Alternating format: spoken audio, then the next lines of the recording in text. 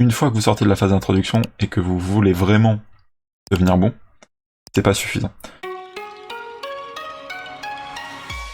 Salut, que conseillerais-tu de travailler ou comment tu organiserais un apprentissage pour une personne qui ne peut consacrer seulement 30 minutes à 1 heure max par jour? Par exemple, me concernant, je fais déjà mon Anki, je fais 10 minutes de lecture où je ne comprends rien pour le moment. Ça c'est intéressant, on va y revenir. Et un peu d'immersion en regardant la météo. Ça me prend bien 25 à 30 minutes tous les jours. Et les jours où j'ai plus de temps, je fais des cours de grammaire. Est-ce que c'est une bonne méthode pour progresser? Merci. Alors c'est vrai que la question du temps est une question qui revient souvent. Si vous avez regardé mes précédentes vidéos, vous savez peut-être que généralement je recommande au moins 2 heures par jour pour le japonais, du moins au moment où vous décidez d'être sérieux. C'est-à-dire que tant que vous êtes dans la phase d'introduction, 1 heure par jour c'est déjà énorme.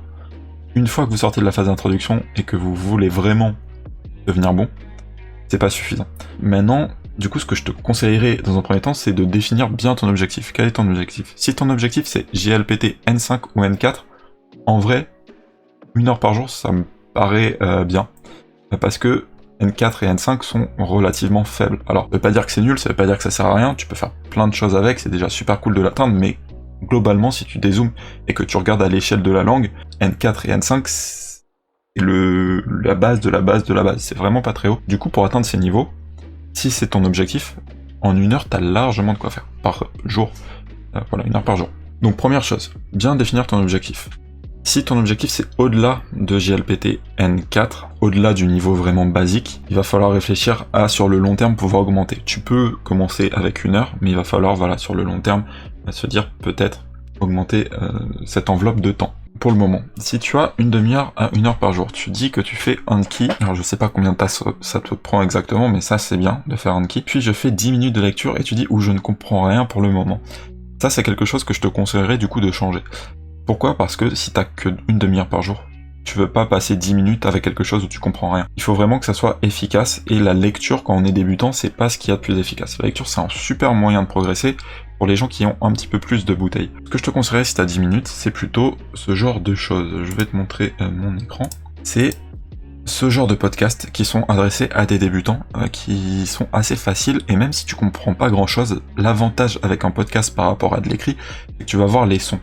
Tu vas voir les sons, tu vas avoir le rythme, tu vas quand même comprendre quelques mots. Tu peux activer les sous-titres sur ce podcast, donc si tu cherches le nom, voilà, c'est ça, ce Bite Size Japanese Podcast. Et ça va être, je pense, 10 minutes beaucoup plus intelligemment investies que de lire alors que tu ne comprends rien. La lecture, c'est vraiment pas une activité, moi, que je recommande aux débutants. Il y en a beaucoup qui font de la lecture parce que c'est un petit peu le truc, on va dire, par défaut, le truc un peu facile, dans le sens où t'as juste à ouvrir un livre, sauf que tant que tu sais pas vraiment comment le japonais sonne, tu risques de développer des mauvaises habitudes pour aller corriger plus tard, mais c'est dommage de commencer à les développer.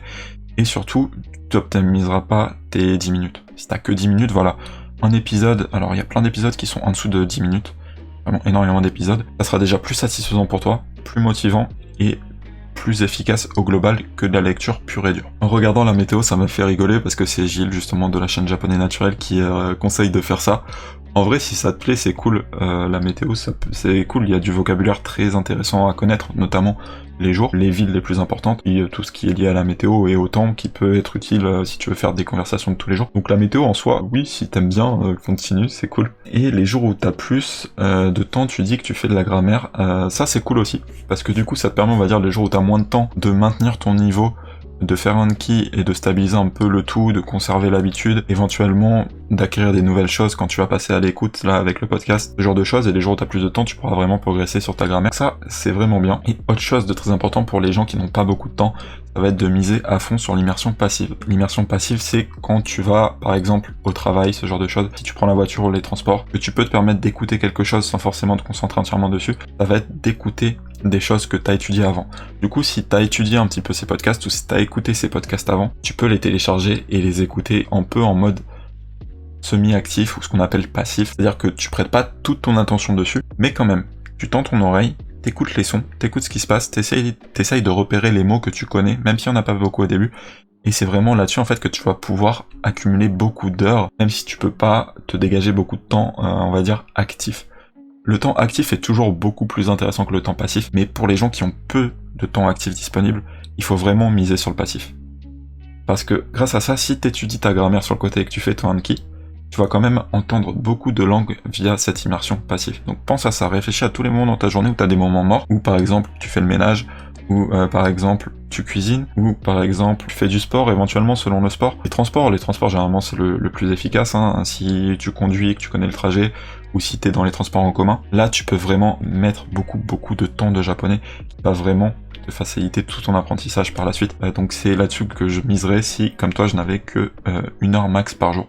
En fait, une chose, oui, je vais rebondir du coup sur la remarque que Gilles nous a fait en direct, qui est que effectivement, quand tu n'as pas beaucoup de temps, le mieux c'est de te limiter vraiment et ne pas faire 36 000 choses différentes. Tu vas avoir très peu de focus, du coup, tu vas vouloir limiter ton périmètre et pas avoir trop de choses. C'est-à-dire que tu vas pas vouloir lire des news et regarder des animés de romance et regarder des dramas de samouraïs et écouter la radio. Tu vois, ça va faire trop de trucs en fait. Il faut vraiment que tu te concentres éventuellement sur très peu de choses, mais que tu essayes vraiment de maîtriser. Et du coup, la météo, c'est vrai que c'est 5 minutes par jour, et tu peux très vite faire beaucoup de progrès en météo. Maîtriser les jours, maîtriser les mois, maîtriser le temps, ce genre de choses, maîtriser les villes. Donc voilà, ça te définit en périmètre, c'est pas mal. C'est pour ça également que ce podcast que je te disais avec Leïla, même si elle parle de différents sujets, comme elle s'adresse à tes débutants, globalement c'est les mêmes mots qui vont revenir, et c'est du vocabulaire vraiment que tu entendras tout le temps. Donc c'est ce genre de choses effectivement que tu peux utiliser dans ton apprentissage.